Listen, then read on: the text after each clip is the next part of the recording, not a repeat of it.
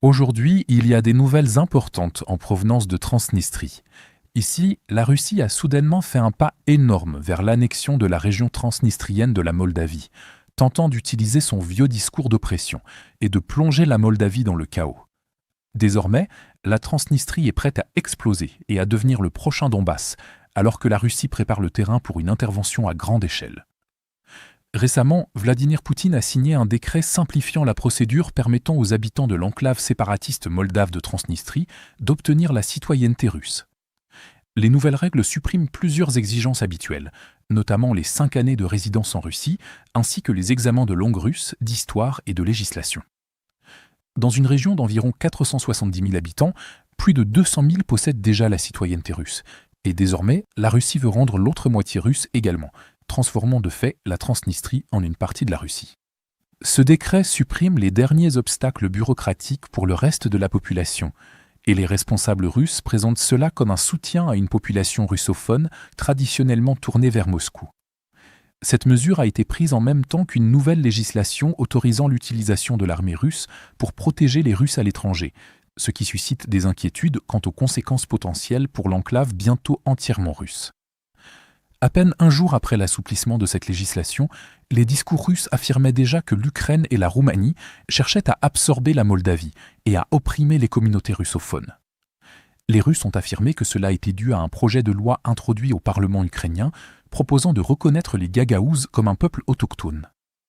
Les Gagaouzes sont un groupe ethnique turcophone distinct, comptant environ 150 000 personnes, principalement concentrées dans la région autonome de Gagaouzie, au sud de la Moldavie, avec de plus petites communautés dans le sud-ouest de l'Ukraine, qui sont en réalité les seules concernées par ce projet de loi. Pourtant, la Russie a présenté ce projet de loi comme la preuve de préparatifs en vue d'une éventuelle unification de la Moldavie avec la Roumanie. Selon ce récit, l'un des principaux obstacles à un tel processus serait l'autonomie de la Gagaouzie et sa population majoritairement russophone et pro-russe. Les commentateurs russes évoquent fréquemment le référendum gagaouze de 2014, lors duquel une écrasante majorité a soutenu le droit à l'autodétermination si la Moldavie venait à perdre sa souveraineté, à l'image du référendum organisé la même année en Crimée. Comme la population gagaouze soutient traditionnellement les partis pro-russes lors des élections moldaves, les sources russes affirment que Kiev chercherait à affaiblir à l'avance l'influence politique de cette minorité. Dans cette interprétation, une telle politique permettrait aux forces pro-européennes et pro-roumaines de Moldavie de marginaliser un électorat jugé déloyal, tout en réduisant l'un des principaux foyers d'influence pro-russe de la région. Ce récit suit exactement la même stratégie que celle employée par la Russie avant le déclenchement de la guerre du Donbass en 2014.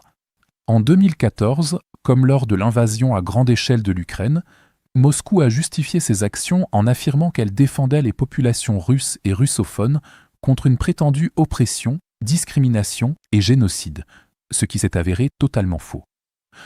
Quoi qu'il en soit, Moscou a soutenu que la population de Donetsk et de Louhansk disposait d'un droit légitime à l'autodétermination, utilisant cet argument pour justifier politiquement le séparatisme et l'intervention militaire directe. Dans ce contexte, la tactique de la Russie en Transnistrie semble étrangement familière. Il est donc important de comprendre que la Russie n'a jamais renoncé à son objectif de longue date, établir un corridor terrestre direct vers la Transnistrie, tout en créant une zone tampon le long de la frontière transnistrienne avec l'Ukraine, à l'intérieur du territoire ukrainien. Cependant, les forces ukrainiennes empêchent systématiquement toute tentative russe de franchir le Dnipro dans le sud de l'Ukraine.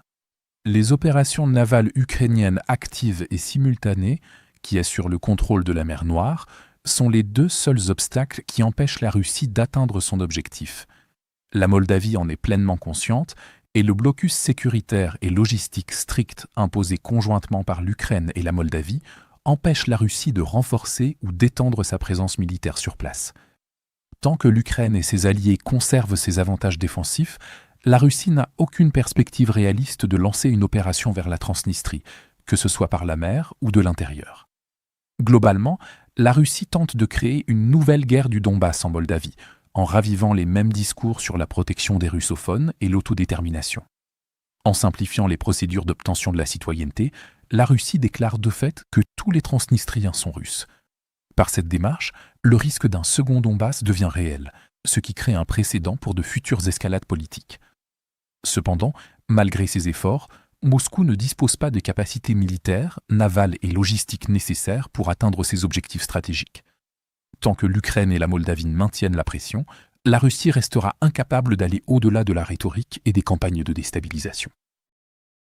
Si vous souhaitez découvrir d'autres développements importants d'aujourd'hui que nous n'avons pas pu aborder dans cette vidéo, n'hésitez pas à consulter notre carte interactive de l'actualité.